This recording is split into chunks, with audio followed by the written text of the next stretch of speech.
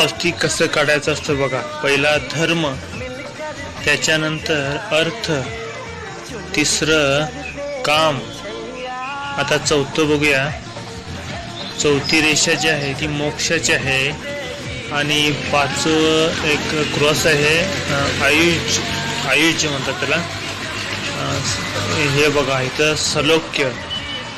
आता पुढं पाहू. हे बघा सारुप्य, या रेषेला सारुप्य रेषा म्हणतात. आणि हे समीप्य, ही समीप्य रेषा आहे. स्वास्तिक कसं असते बघा.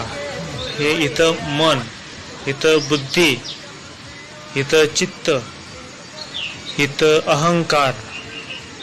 आणि आता पुढे बघू. इथं प्रेम, इथं श्रद्धा, इथं विश्वास आणि इथं समर्पण. हे बघा असं. आणि मती ब्रह्म. हे अशा प्रकारे स्वास्तिक मित्रांनो काढलं जातं. आणि आपल्याला माहीत नसतं की स्वास्तिक म्हणजे काय असतं, पण आज तुम्ही ह्या